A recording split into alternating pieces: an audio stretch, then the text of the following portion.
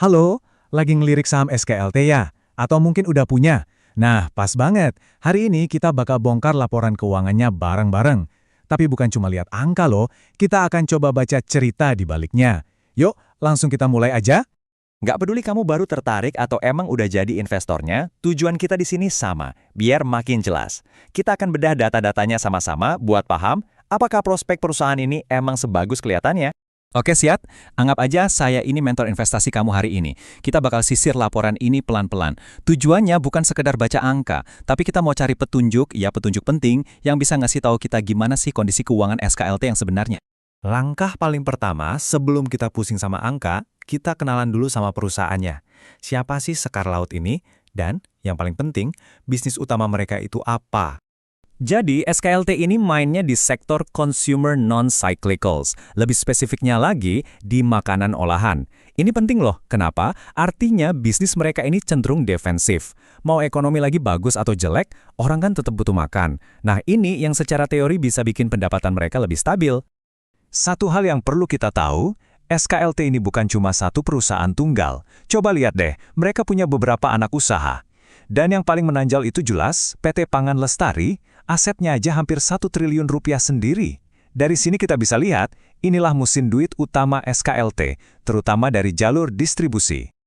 Nah, sekarang waktunya kita lakukan semacam medical check-up keuangan. Kita bakal intip neraca perusahaan, kita bandingkan apa aja yang mereka punya, sama apa aja yang jadi utang mereka. Kalau dilihat sekilas, wah ini kabar bagus banget kan? Asetnya melonjak dari 1,5 triliun jadi 1,8 triliun cuma dalam setahun. Pertumbuhannya keren. Tapi ingat, seorang analis yang jeli nggak akan berhenti cuma sampai di sini.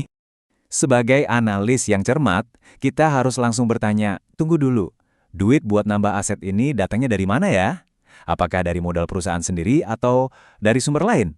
Ini pertanyaan krusial. Dan ini dia jawabannya. Di sisi lain neraca, kita lihat liabilitas. Gampangnya, utang juga ikut melonjak. Dari 800 miliar jadi 964 miliar. Kenaikannya lumayan, sekitar 20%. Jadi pertumbuhan aset tadi ternyata ada harganya. Nah, ini dia temuan kunci pertama kita. Inilah inti dari cerita SKLT saat ini. Asetnya memang tumbuh, tapi ternyata didanai oleh utang. Strategi kayak gini bisa jadi bagus banget, tapi bisa juga sebaliknya. Oke. Jadi kita udah tahu nih, neracanya makin besar karena utang. Pertanyaan selanjutnya, apakah bisnisnya sendiri jalan cukup kencang buat nanggung utang itu? Buat tahu jawabannya, kita lihat laporan laba rugi. Kita mulai dari penjualan. Di sini kita nemu kabar baik, penjualannya tumbuh kuat. Naik lebih dari 15%, dari 2,29 triliun jadi 2,65 triliun. Ini konfirmasi penting, artinya produk mereka laku keras di pasar. Dan yang lebih bagus lagi, laba kotornya juga ikut naik. Artinya, mereka nggak cuma jualan lebih banyak, tapi juga masih bisa jaga margin keuntungan dari tiap produk yang dijual. Ini tanda-tanda manajemen operasionalnya efisien. Jadi, sekarang kita punya dua fakta, penjualan naik dan utang juga naik. Nah, untuk menyambungkan dua hal ini, kita harus melakukan sesuatu yang sering banget dilewatkan investor pemula.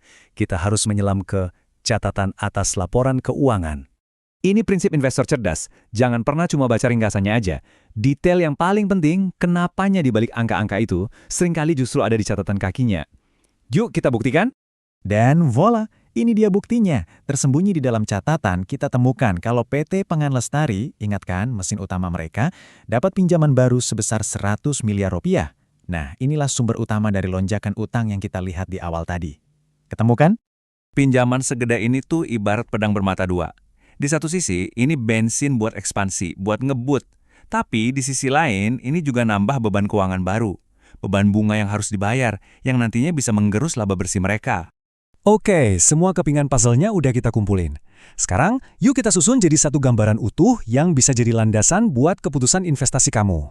Jadi, potret SKLT di akhir 2025 ini bisa kita rangkum begini. Sisi positifnya jelas banget, bisnisnya tumbuh, penjualan dan laba kotornya naik. Tapi ada sisi yang perlu kita waspadai, pertumbuhan ini dibiayai oleh utang baru yang jumlahnya nggak main-main. Nah, ini adalah profil klasik yang sering disebut high growth, high risk. Pertumbuhan tinggi, risiko juga tinggi. Perusahaan lagi injak gas dalam-dalam buat tumbuh, tapi bahan bakarnya dari utang. Ini jelas meningkatkan risiko finansial kalau pertumbuhannya nggak sesuai harapan. Nah, sekarang bolanya ada di tangan kamu. Pertanyaannya cuma satu. Kamu percaya nggak manajemen SKLT bisa memutar utang 100 miliar ini jadi keuntungan yang jauh lebih besar di masa depan? Kalau jawabanmu ya, mungkin risiko ini sepadan. Tapi kalau kamu ragu, well, itu bisa jadi sinyal buat lebih hati-hati. Keputusan akhirnya tentu aja kembali ke kamu dan profil risikomu sendiri.